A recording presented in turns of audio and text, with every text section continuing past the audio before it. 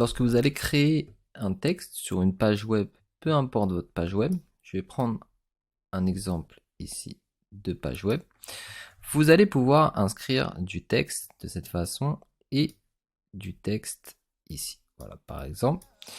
Avant de commencer, je me présente, je m'appelle Bastien et je suis consultant et formateur pour l'agence iComi qui aide les entreprises dans leur digitalisation. Si vous avez des questions, surtout n'hésitez pas à les poser dans l'espace commentaire et si vous souhaitez un accompagnement, je laisserai un lien pour nous contacter directement. Et lorsque vous allez cliquer sur les options de paramètres de votre texte, vous allez pouvoir inclure une balise. Vous allez pouvoir identifier ce texte comme étant un H1 ou alors un H2, un H3, un H4, un H5 ou un H6. Vous allez pouvoir aussi identifier un texte, par exemple ici, comme étant un paragraphe avec la balise P. Les balises vont se former de cette manière. Vous allez avoir une ouverture avec le H1, fermeture, votre texte, donc par exemple le H1 qui correspond à un titre de page va être par exemple produit 1,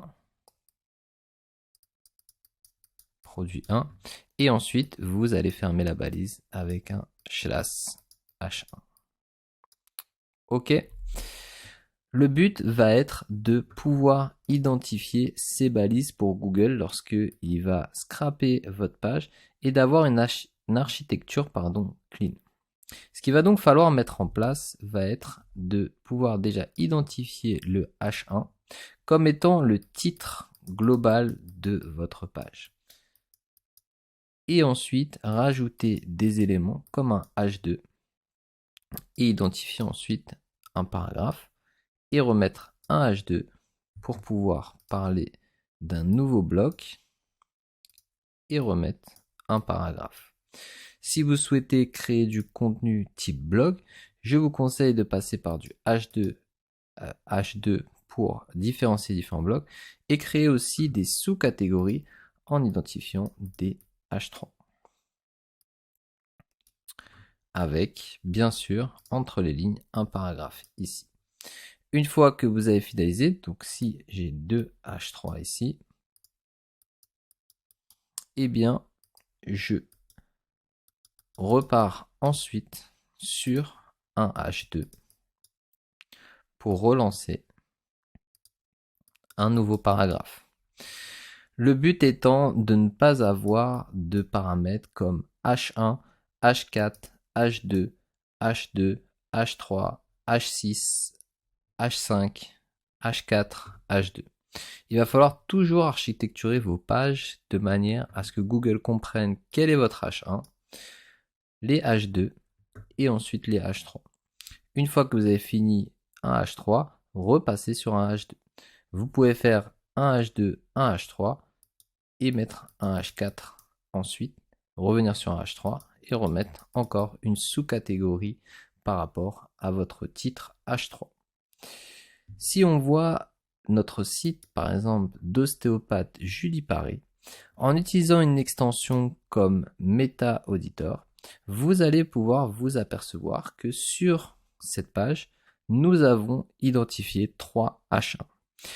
Il faut seulement un seul H1 par page et non 3, puisque nous voulons identifier seulement un seul H1.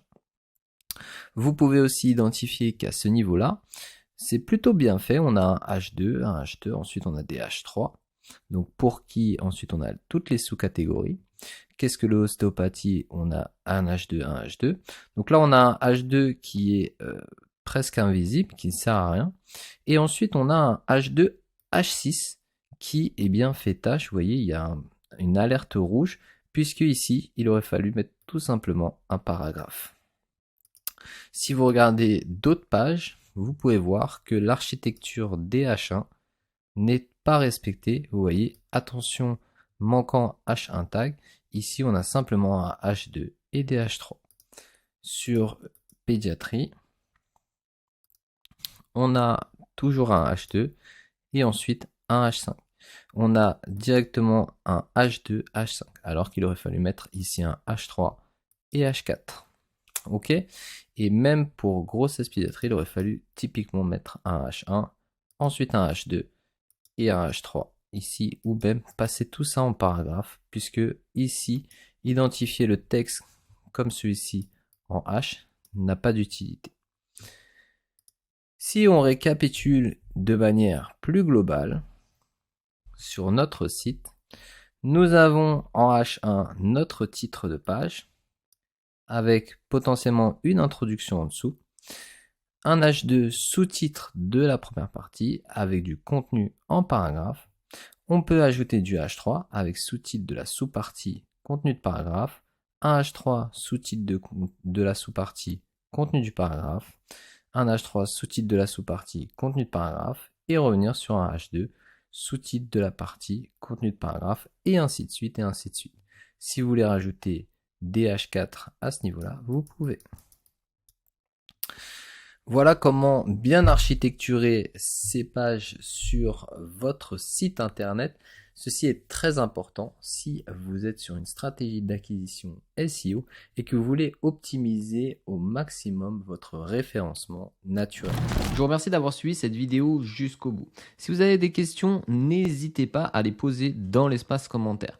Si vous avez besoin d'un accompagnement ou d'une aide pour la création de votre site e-commerce, n'oubliez pas que vous avez aussi le lien qui redirige vers le site internet pour pouvoir faire une prise de rendez-vous avec l'un de nos consultants. Je vous remercie encore une fois, n'hésitez pas à vous abonner et à aimer cette vidéo et je vous dis à très vite dans un prochain tutoriel.